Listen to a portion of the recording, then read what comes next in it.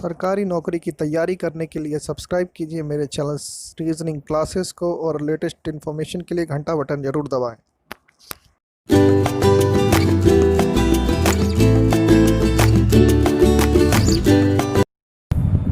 Hello friend, how are you? Welcome to my channel Reasoning Classes. Hope you all are fine at your home. You are safe. इससे पहले वाले class में हम लोगों ने linear sitting arrangement के कुछ क्वेश्चन सॉल्व किए थे। मैंने इजी लेवल के क्वेश्चन सॉल्व करा दिए थे, मॉडरेट लेवल का भी सारा क्वेश्चन सॉल्व करा दिया था।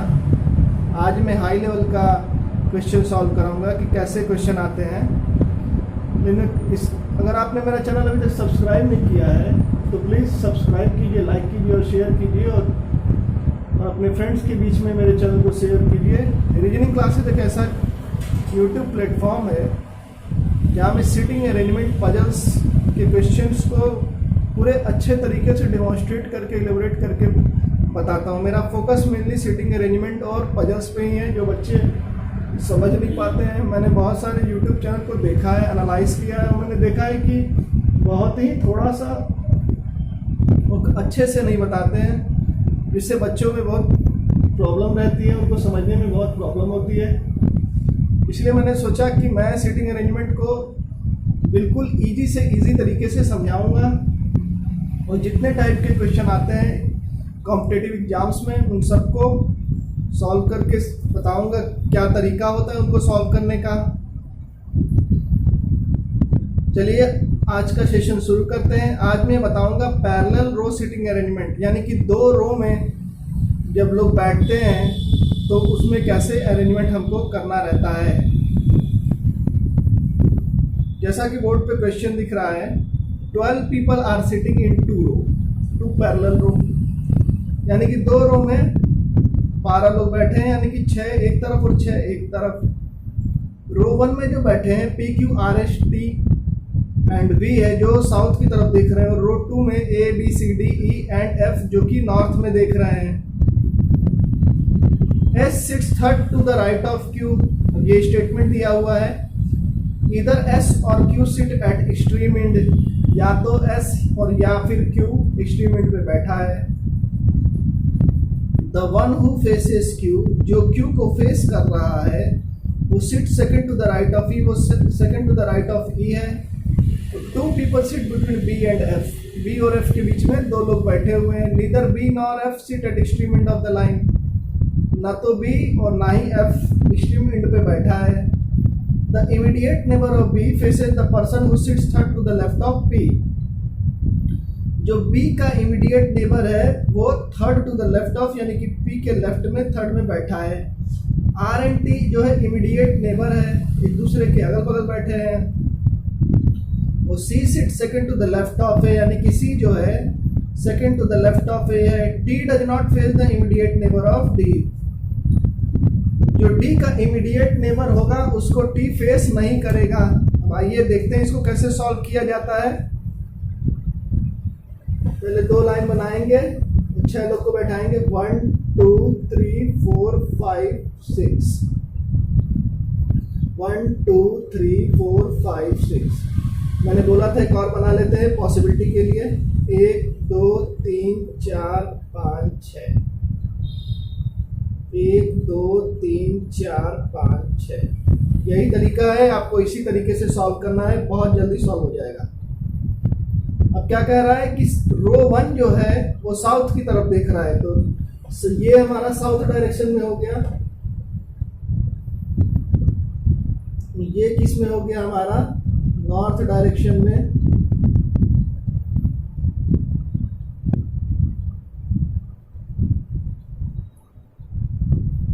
तो भैया जो साउथ में बैठे उनको एक बगल में लिख लो ताकि बता रहे कौन साउथ में बैठा है। P Q R S T B, ये लोग साउथ में बैठे हैं। नॉर्थ में कौन बैठा है, A B C D E और F।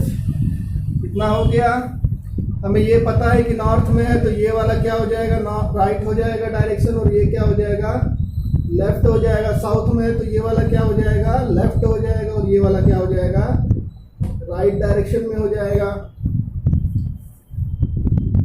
वैसे ही ये भी हो जाएगा, ये हो जाएगा P Q R S T B A B C D E F. Statement देखते हैं। S sits third to the right of Q. S जो है third to the right of Q है। इधर या तो एस या फिर क्यू एक्सट्रीम एंड पे बैठे हैं। एस देखो भैया कहाँ है, इस रो में बैठा है। कह रहा है कि S sits third to the right of Q, यही होगा। क्यू देखो एक्सट्रीम एंड पे बैठ गया, तो 1 2 3 राइट में आ गया। एक कंडीशन ये हो गई, और क्या हो सकता है, एक यहाँ बैठा दीजिए, S sits third to the right of Q. फिर एक्स क्या हुआ, एक्सट्रीम एंड पे आ गया और राइट में आ गया, हो गया।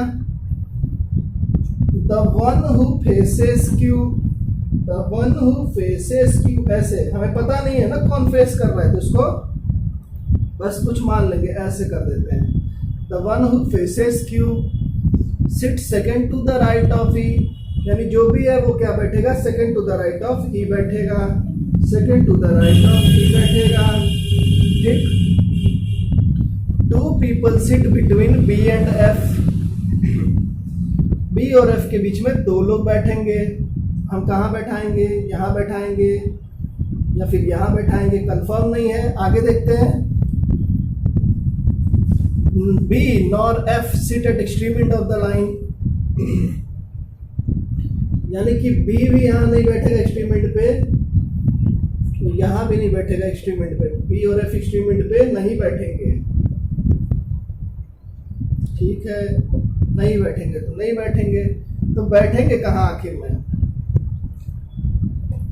देखो भैया, ये तो एक्सट्रीम एंड पे नहीं बैठेगा, तो जरूर ये ऑक्यूपाइड ऑलरेडी है, तो यहाँ भी बैठ भी नहीं सकता है। तो बच कौन सा जगह रहा है, ये और ये, तो या तो बी एफ यहाँ बैठ जाए या फिर बी एफ यहाँ बैठ जाए। यहाँ मैं कहाँ बैठाऊंगा, जगह ही नहीं है, देखो बी एफ यहाँ बैठ नहीं सकता, बी एफ यहाँ बैठ नहीं सकता। अगर बी को यहाँ बैठाऊँ, एफ को यहाँ बैठाऊँ, तो ये ऑक्यूपाइड है। तो ये वाला जो मेरा स्टेटमेंट हो गया, ये क्या हो गया, ये फिगर मेरा गलत हो गया, यानी कि ये जो पॉसिबिलिटी हम बनाने की कोशिश कर रहे थे वो रॉन्ग है।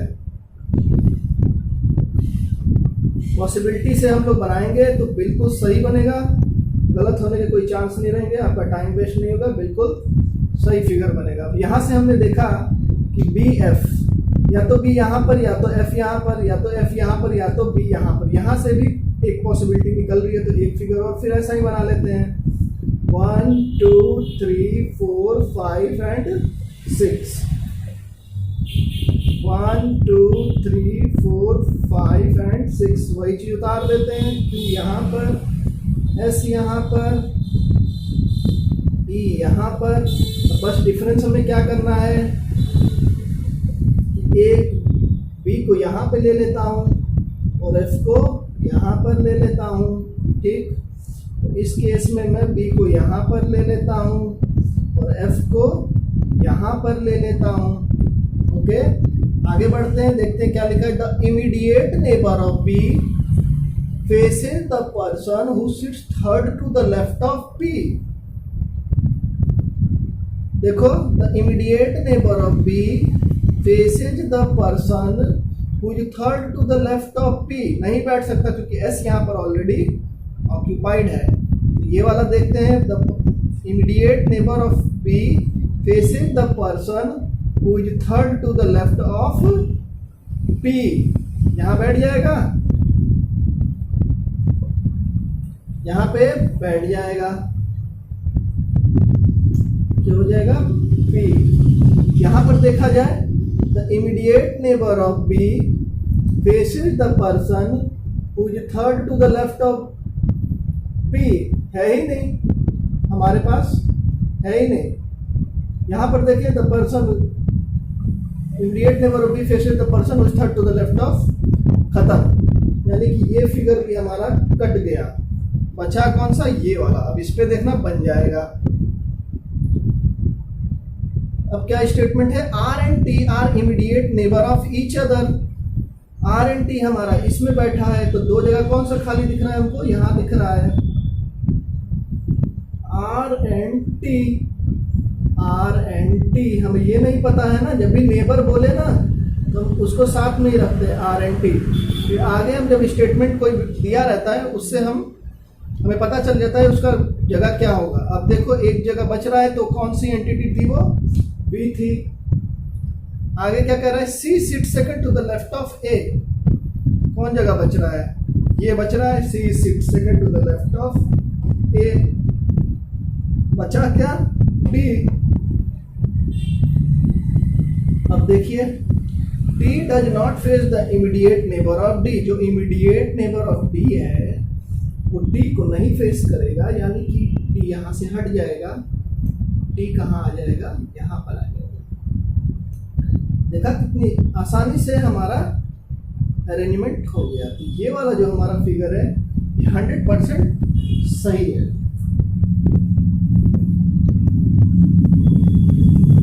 अगर आप लोग पॉसिबिलिटी से करेंगे तो बहुत जल्दी और एकदम सही क्वेश्चन सॉल्व होगा। अदरवाइज उसी तरीके से उसमें करेंगे तो आपका क्वेश्चन भी गलत होगा और टाइम भी वेस्ट होगा। इसीलिए जैसे मैं सिखा रहा हूँ वैसे ही सीखिए। सिटिंग अरेंजमेंट के लिए आप लोग के लिए मैं अलग से इसीलिए पढ़ा रहा हूँ ताकि आप लोग को सिटिंग अरेंजमेंट सॉल्व करने की प्रॉब्लम। अभी आगे मैं इसमें स्क्वायर सिटिंग अरेंजमेंट में कैसे क्वेश्चन सॉल्व करते हैं, फिर रेक्टेंगुलर में कैसे करते हैं, सर्कुलर में कैसे करते हैं, उसमें इजी लेवल के, मॉडरेट लेवल के और हाई लेवल के, तीनों लेवल के जो क्वेश्चन आते हैं उनको कैसे सॉल्व किया जाता है, ये सब सॉल्व करना हम सिखाएंगे आप लोगों को। अब इसमें देखिए क्वेश्चन क्या क्या पूछा गया है। क्वेश्चन इसमें पूछा गया है, Who among the following sit at extreme end of the row? Who among the following sit at extreme end? बताओ ये कौन कौन एक्सट्रीम एंड पे बैठा है। एक तो CD बैठा है और एक क्या बैठा है, PQ बैठा है। बहुत आराम से हम लोग को पता चल गया। Who among the following faces S? Who among the following faces S? S को फेस कौन कर रहा है, बहुत क्लियर दिख रहा है। S को फेस जो कर रहा है वो कौन है, A है।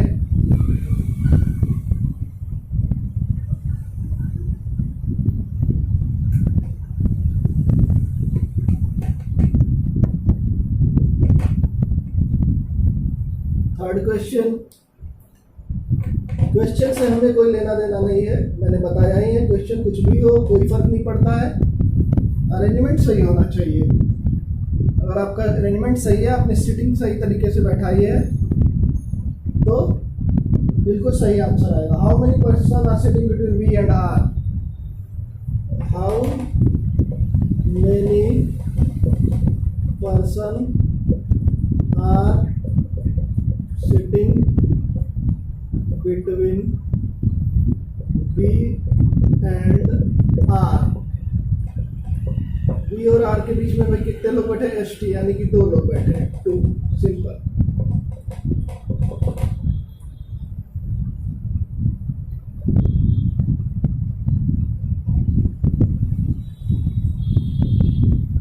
Who is third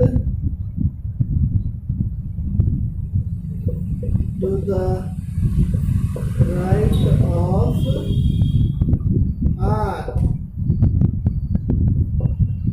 R के थर्ड टू द राइट 1 2 3 क्या हो जाएगा, third to the right 1 2 3 B।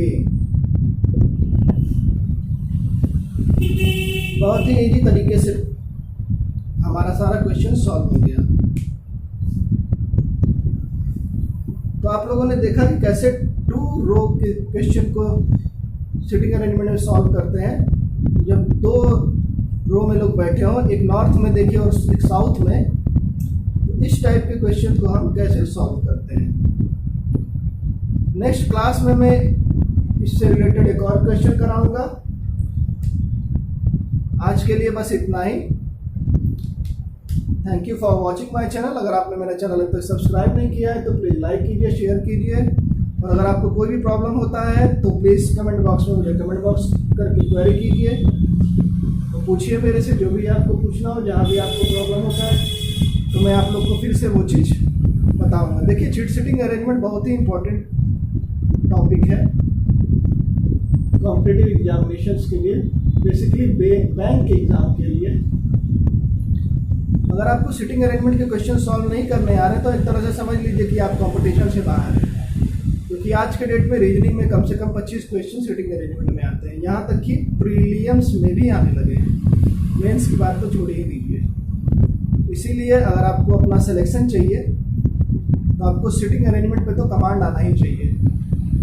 तो जिस तरीके से मैं आप लोग को बता रहा हूँ, बिल्कुल एक एक चीज़ अच्छे से सीटिंग अरेंजमेंट के एक एक टॉपिक को क्लियर कर रहा हूँ, किस किस टाइप के क्वेश्चन आते हैं। और अगर आप लोग मेरे चैनल पर रेगुलर रहिएगा तो मैं आप लोग से प्रॉमिस करता हूँ, आप लोग का एक भी क्वेश्चन सीटिंग अरेंजमेंट से या पजल से नहीं छूटेगा। तो रीजनिंग में आप लोग अच्छा से अच्छा स्कोर करिएगा। बाकी टॉपिक तो आप लोग यहाँ वहाँ से पढ़ ही सकते हैं, वो सब इतना टफ नहीं होता है, ईजी होता है, लेकिन जो सीटिंग अरेंजमेंट है वो बहुत इम्पोर्टेंट टॉपिक है। इसलिए आप लोग मेरे चैनल पर रेगुलर रहिए, सब्सक्राइब कीजिए, लाइक कीजिए और अपने दोस्तों के बीच में इसको शेयर कीजिए ताकि वो भी सीख सकें। Okay friends, thank you for watching my channel.